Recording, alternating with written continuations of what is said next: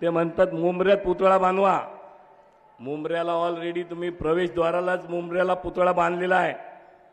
कधी तुम्ही मुंबऱ्याला गेला नसेल तर जाऊन बघून या. शिवसेना नेते, युवासेना प्रमुख आणि शिवसेना नेते, युवासेना प्रमुख, ज्या क्षणाची आपण सर्व कुर्ला विधानसभेतील जनता वाट पाहत होतो, ते तुम्हा आम्हा सर्वांचे लाडके युवासेना प्रमुख, शिवसेना नेते आदित्य साहेब ठाकरे यांचे इथे आगमन झाले. जोरदार टाळ्यांच्या गजरामध्ये आपण आदित्य साहेबांचं स्वागत करायचंय. जवळजवळ गेली 15 वर्ष शिवसेना प्रमुख म्हणून त्यांनी महाराष्ट्र नाही, भारत नाही तर संपूर्ण जगाच्या युवकांवरती, मनावरती राज्य केलं. उद्धव साहेब मुख्यमंत्री असताना त्यांनी मुंबईचा पालकमंत्री म्हणून मुंबई वासियांच्या मनामध्ये घर केलं. आणि सीमेत निवडणुकीमध्ये त्याला 2 वेळा 10 पैकी निवडणुका जिंकल्या. विधानसभेच्या सर्व नागरिकांना विनंती करतो, जोरदार टाळ्यांच्या गजरामध्ये आदित्य साहेबांचं आपण स्वागत करायचंय.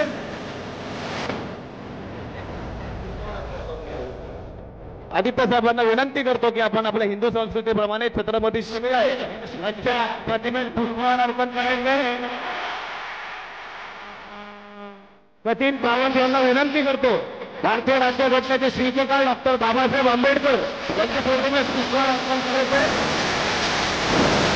विनंती करतो की आपण हिंदू लोकसभा बाळासाहेब ठाकरे यांच्या प्रतिमेस पुष्पहार अर्पण करायचं. रविनाथराव मोडककर यांच्या सरकारमार्फत पूर्णा विधानसभेमध्ये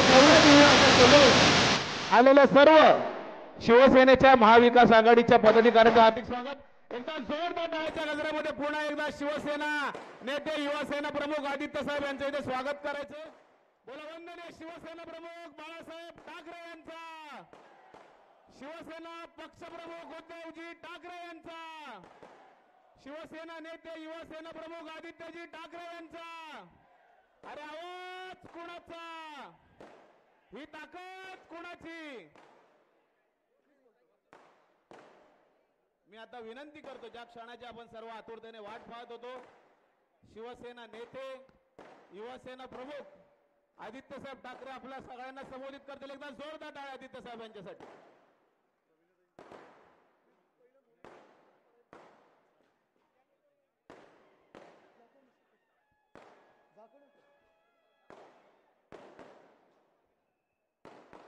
जय महाराष्ट्र.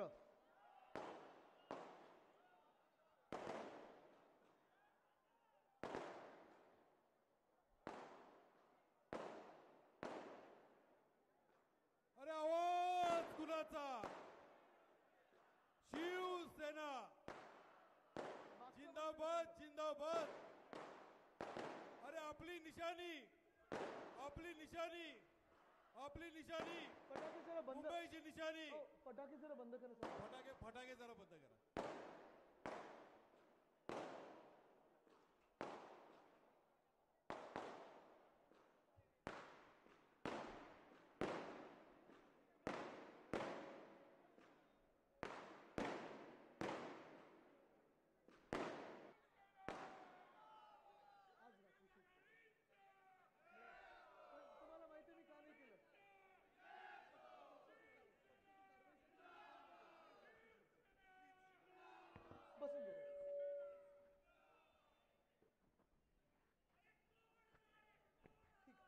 जय महाराष्ट्र. काय बसून घ्या, नंतर विधान भवनात बसायचंच आहे आपल्याला. मी थोडं पहिलं बोलत आहे. इथून मला पुढे कालीनाथ जायचं आहे आणि तिथून वांद्र्यात जायचं आहे. पण आज खरोखर मी ही सभा जी घेतलेली आहे, हा संवाद जो घेतलेला आहे, तो खास आणि खास प्रवीणाताईंसाठी घेतलेला आहे. कारण त्यांना मी जवळून काम करताना पाहिलेलं आहे. जेव्हा आपलं महाविकास आघाडीचं सरकार होतं, ज्यावेळी मी पालकमंत्री होतो, ताईंचं काम मी पाहिलेलं आहे. ताईंची तळमळ ह्या मतदारसंघासाठी पाहिलेली आहे. आणि साहजिक आहे, जेव्हा तिकीट मिळालं होतं ना, पक्षप्रमुखांनी सांगितलं की तुम्हाला लढायचं आहे. लोक असतील, काही ठराविक लोक असतील, मग तो रेवण्णा तिथे राक्षस असेल कर्नाटकामधला, किंवा ते मग जे भाजपचे गुजरातमधले लोक आहेत ज्यांनी बिल्किस बानोच्या बलात्कारानं स्वतःच्या पक्षात घेतलं, त्यांची आरती ओवाळली आणि त्यांना प्रचारात फिरवलं. हे ना हिंदुत्व होऊ शकत, ना महिलांचा सन्मान होऊ शकतो. माझ्या आजोबांनी म्हणजे शिवसेना प्रमुख वंदनीय हिंदू हृदय सम्राट बाळासाहेब ठाकरेंनी शिकवण दिलेली आहे की ते महिलेची कुठची जातपात धर्म असो, जर तिच्यावर कोणी हात उचलेल तर त्या माणसाला जातपात धर्म न पाहता भर चौकात फाशीच झाली पाहिजे. हा न्याय आपला असायला पाहिजे आणि हे हिंदुत्व आपलं असायला पाहिजे. पण आज कुठून कुठून येत आहेत आणि आपल्याला शिकवत आहेत की बघा लाडकी बहीण योजना आम्ही आणली. मग मुख्यमंत्री जातात कुठच्या तरी सभेत जातात आणि भर सभेत विचारतात पैसे मिळाले, पैसे मिळाले, आले आले पैसे आले. काय करणार पैशाचं? अरे काय 1500 कोटी दिलेत की जसं तुम्ही अदानीला फुकट्यात मुंबई दिले तशी मुंबई तुम्ही माझ्या मुंबईकरांना दिली. आज मुंबईमध्ये तुम्ही पाहताय अदानी हा जो मोठा एक राक्षस आपल्या डोळ्यासमोर उभा राहिलेला आहे. अदानीच्या नावाने जो काही भाजपा असेल, एकनाथ शिंदे असेल, हे आपल्या अंगावर येत आहेत, मुंबई खायला निघाले. या मतदारसंघात देखील मदर डेअरीचा प्लॉट आहे, बरोबर ना, 21 एकरचा प्लॉट आहे, फुकटात दिलाय अदानीला. इथे मुंबईकर सगळे आहेत ना, तुम्ही सगळे मुंबईकर आहात ना. मला तुम्ही सांगा किती वर्ष मुंबईत राहतात, जवळपास किती पिढ्या मुंबईत राहतात?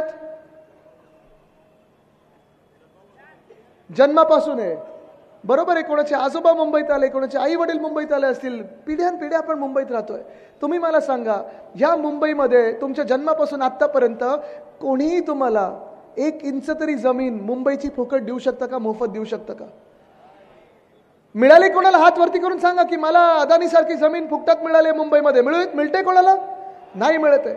मग जर माझ्या मूळ भूमिपुत्राला, माझ्या इकडच्या मुंबईकरांना जमीन फुकटात मिळत नसेल, मुंबईकरांना कर भरायला लागत असेल, मुंबईकरांना ह्या बिल्डरांची दादागिरी सहन करायला लागत असेल, मग अदानी समूहाला का मुंबई फुकटात मिळावी हा प्रश्न आपण उपस्थित केलेला आहे. आज मी तुम्हाला शब्द इथे द्यायला आलेलो आहे कारण ही मुंबई, ही आपण जर लढलो नाही या मुंबईसाठी तर कोणी लढणार नाही. आपल्याला मुंबईकर म्हणून विचार करायला लागेल. या मुंबईसाठी जर आपण एकत्र नाही आलो तर कोणी आपल्यासाठी एकत्र येणार नाही. आपल्याला एकत्र यायला लागेल. जी धारावीचा प्रकल्प पुनर्वसनाचा प्रकल्प असेल, पुनर्विकासाचा प्रकल्प असेल, तो आम्हाला पण पुनर्विकास पाहिजे. जसं काँग्रेस पण लढते अदानीच्या विरोधात, आम्ही पण लढत आहोत. आणि आम्ही दोन्ही पक्ष महाविकास आघाडी म्हणून, आमचं काय वैयक्तिक राग अदानीवर नाहीये, गौतमबाईंवर नाहीये. आमचे पण ओळखीचे आहेत, त्यांचे पण ओळखीचे आहेत. पण जरी ओळख पाळक असली तरी कुठच्याही उद्योगपत्याला, अदानी समूहाला, कोणत्याही बिल्डरला, कुठच्याही कॉन्ट्रॅक्टरला आम्ही ही मुंबई लुटू देणार नाही. म्हणजे नाही. नडायचं झालं तर नडू, लढायचं झालं तर लढू, पण मुंबई लुटू देणार नाही. ही आपली मुंबई आहे. इथे मुंबईकरांचाच आवाज ऐकला गेला पाहिजे, मुंबईकरांनाच इथे जागा मिळाली पाहिजे. पण आज पाहतोय मी धारावी पुनर्विकासाच्या नावाखाली धारावीचा विकास तर होणारच नाहीये.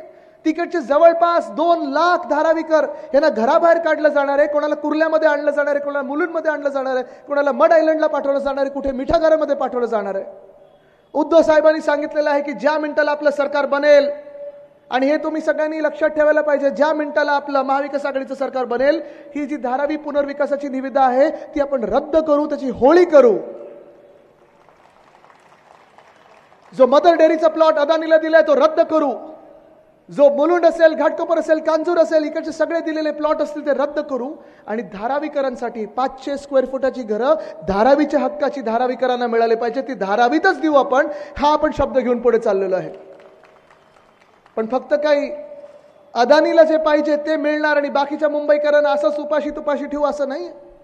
आज मी इथे अजून एक शब्द द्यायला आलोय. मध्यंतरीच्या काळात जसं माझ्या मतदारसंघात पोलीस परिवार आहेत, पोलीस क्वार्टर्स आहेत, मला वाटतं इथे पण आहेत पोलीस क्वार्टर्स, पोलीस परिवार इथे पण आहेत. मी आज त्यांना शब्द देते कारण महाविकास आघाडीच्या काळात पोलीस क्वार्टर्ससाठी कधी नाही तसं आपण 650 कोटी आपल्या अर्थसंकल्पात आणले. ते 650 कोटी या निर्लज्ज सरकारने स्थगित करून ठेवलेले आहेत. ह्याच पोलिसांना वापरतात आपल्यावर धाडी टाकायला, ह्याच पोलिसांना वापरतात आपल्यावर कधी कधी लाठीचार्ज करायला. पोलिसांचा वापर ते जरांगे पाटील साहेबांवर लाठीचार्ज करायला वापरतात, पोलिसांचा वापर ते वारकऱ्यांवर लाठीचार्ज करायला वापरतात. पण ह्याच पोलिसांच्या घराचा विचार करत नाहीत कधी. पोलिसांचा विचार करणार तरी कोण? आपण मुंबईकर आहोत. मुंबईकर म्हणून आपण आपल्या मुंबई पोलिसचा विचार केलाच पाहिजे. आणि ह्याच पोलीस पत्न्यांना मी आज शब्द देत आहे की जेव्हा आपलं महाविकास आघाडीचं सरकार येईल तेव्हा रिटायर्ड पोलीसवाल्यांना आपण मुंबईतच त्यांच्या हक्काची घरं दिल्याशिवाय राहणार नाही. सर्व्हिस क्वार्टर्स जी आहेत ती देखील चांगली करू. कारण मी जवळून पाहिलेलं आहे, माझ्या मतदारसंघात पाहिलेलं आहे काम करत असताना. डागडुजी हे किती वर्ष करत राहायची, रिपेअरचं काम किती वर्ष करत राहायचं, किती रंगरंगोटी केली तरी कुठे ना कुठेतरी छत खालती येतं, पंखा बंद पडतो.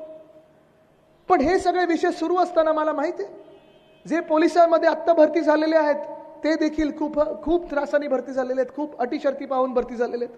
ज्यांना कोणाला बदली पोस्टिंग पाहिजे ह्या सरकारला पैसे द्यायला लागतात. IAS चे तुम्ही अधिकारी असो, IPS चे तुम्ही अधिकारी असो, BMCत अधिकारी असो, सगळ्या काही कामांसाठी बदली पोस्टिंगसाठी हे सरकार जे आहे, जे गद्दार सरकार आहे, निर्लज्ज सरकार आहे, हे पैसे मागे पैसे, पैसे मागे पैसे, फायलीवर वजन, फायलीवर वजन, हे किती दिवस.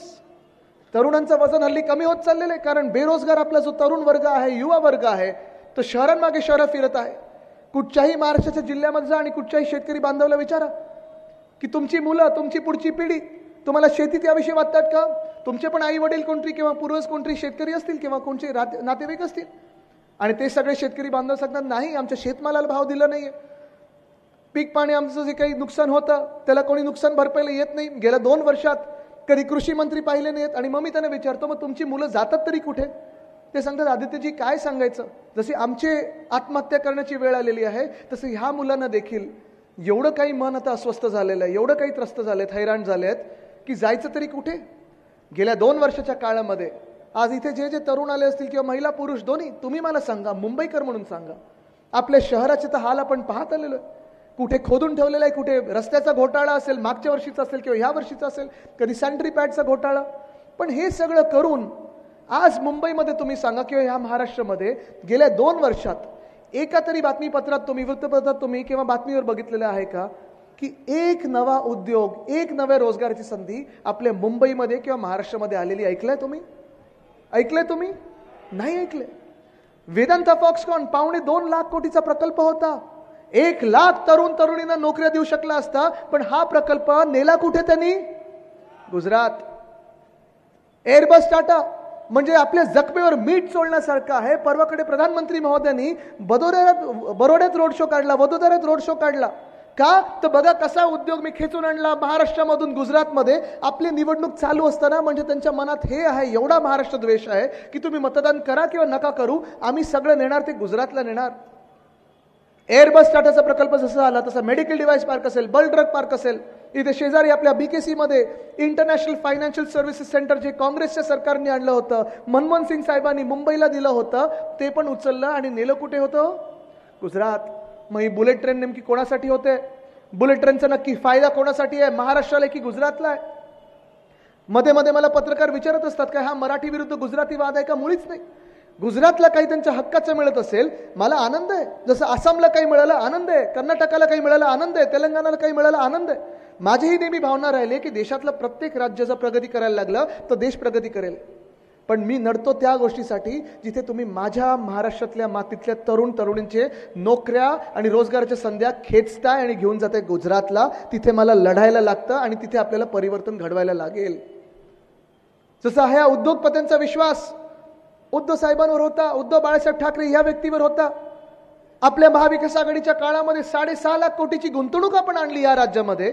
तसे ह्या 2 वर्षामध्ये एक सुद्धा उद्योगपती असे नाही आहेत ज्यांचा विश्वास ज्या महाराष्ट्र सरकारवर आहे किंवा हे राजवटीवर आहे.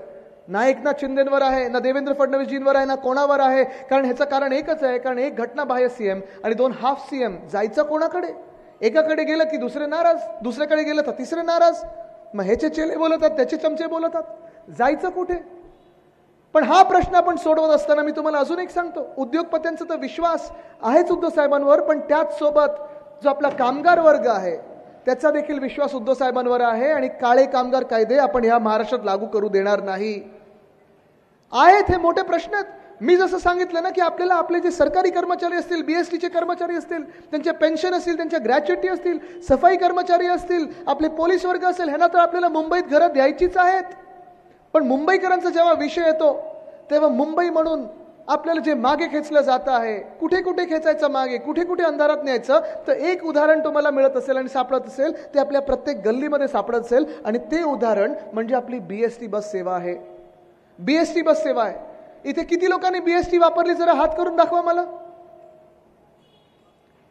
सगळ्यांनी वापरली ना? आणि कोण असे आहेत का ज्यांनी BST कधी वापरलीच नाहीये? सगळ्यांनी वापरली बीएसटी. आता तुम्ही मला सांगा, आपली बीएसटी जगातली जी सर्वात परवडणारी बीएसटी आहे, 5 रुपयात 5 किलोमीटर, 10 रुपयात 10 किलोमीटर, 15 रुपयात 15 किलोमीटर आणि 20 रुपयात तुम्ही कुठूनही कुठे जाऊ शकता.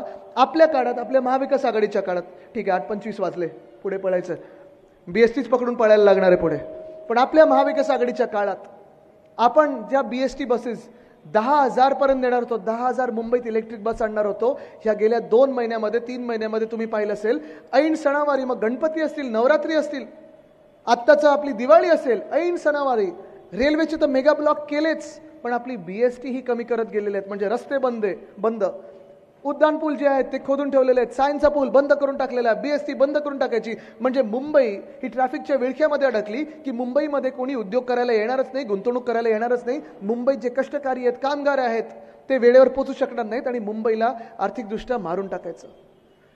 आणि हेच सरकार जे एकनाथ शिंदेचं आहे, जे भाजपाचं आहे, ज्यांच्या मनात महाराष्ट्राबद्दल द्वेष आहे, ह्याच्यासाठी तुम्ही येत्या 20 तारखेला मतदान करू शकणार आहात का? करू शकणार आहात त्यानं सर मतदान, की परिवर्तन घडवायचंय? कारण परिवर्तन घडवणं गरजेचं आहे. आज मी इकडे जर भाजपचे कोणी कार्यकर्ते आले असतील त्यांना देखील विचारत आहे, तुम्ही मला सांगा ना, भाजपचे कार्यकर्ते असाल, संघाचे कार्यकर्ते असाल, गेल्या 2 वर्षामध्ये आपल्या राज्याला जसं काही मिळालं नाही तसं तुम्हाला तरी काहीतरी मिळालंय का? एकनाथ शिंदेच्या गद्दारानं सगळं काही मिळालं. मग मंत्रिपद असतील किंवा कुठचीही मोठी महामंडळ असतील किंवा कुठच्याही न्यासाचे अध्यक्ष असतील, या गेल्या 2 वर्षात भाजप कुठे आहे, भाजपला काय मिळालं? आणि त्याहून पुढे जर आपण पाहायला गेलं तर जे मूळ भाजपवाले होते ते देखील आज कुठे आहेत? आपल्याला हे परिवर्तन घडवायला लागेल. आपल्यामध्ये आता जे येऊन सांगतायत बटेंगे तो कटेंगे, हे बरोबर सांगितलं यांनी. कारण जर आपण विखुरले गेलो तर आपला खिसा हा कापला जाणार आहे, महाराष्ट्राचा हा खिसा कापला जाणार आहे. एक राहेंगे म्हणजे आपण महाराष्ट्र म्हणून एक राहिलो तर भाजप आणि एकनाथ शिंदेकडून सेफ राहू, हे देखील आपल्या लक्षात असायला पाहिजे. आणि म्हणून मी तुम्हाला एकच पुढे निघताना विचारत आहे की मला माहिती आहे 20 तारखेला तुम्ही भरघोस मतदान करणार आहेत, ते शिवसेना उद्धव बाळासाहेब ठाकरे पक्षाला करणार आहे. माहिती आहे मला माहिती आहे तुम्ही प्रवीणताईंना आमदार बनवणार म्हणजे बनवणार आहात. पण जर आपल्याला हे पक्क करायचं असेल तर मला तुम्ही एक उत्तर द्यायचं आहे. 20 तारखेला इथे सगळ्या ज्या महिला बसल्या आहेत, तुमची निशाणी कुठची? इथे सगळे जे पुरुष बसले आहेत, तुमची निशाणी कुठची? जे तरुण वर्ग बसलाय, महिला आणि पुरुष, आपली निशाणी कुठची? जे वयस्कर असतील, आपली निशाणी कुठची? सगळे पक्षातले इथे जे आलेत मुंबईकर म्हणून, आपली निशाणी कुठची? 20 तारखेला परिवर्तनाची निशाणी कुठची? महाराष्ट्रात परिवर्तनाची निशाणी कुठची? उद्धव बाळासाहेब ठाकरे या व्यक्तीला मतदान करायचं असेल तर निशाणी कुठची? गद्दारांना गाडायचं असेल तर निशाणी कुठची? महाराष्ट्राला पुढे न्यायचं असेल तर निशाणी कुठची? महाराष्ट्र द्वेषांना गाडायचं असेल तर निशाणी कुठची? 20 तारखेला निशाणी कुठची? 20 तारखेला निशाणी कुठची? 20 तारखेला निशाणी कुठची? मशाल मशाल मशाल मशाल मशालीवर मतदान करा आणि महाराष्ट्रातला अंधार दूर करा. धन्यवाद. जय हिंद, जय महाराष्ट्र, वंदे मातरम. धन्यवाद साहेब. एक विनंती आहे, आमच्या उमेदवार आणि सर्व शाखा प्रमुख आपलं स्वागत करू इच्छित आहे. सर्व शाखा प्रमुखांना विनंती आहे आणि पदाधिकारी आपण करतोय पुढे. सौ प्रवीणताई मोरजकर आणि आमचे सर्व शाखा प्रमुख विशाल बिलिये, विजय मांढरे व इतर सर्व शाखा प्रमुख. साहेब एक मिनिट, साहेब एक मिनिट.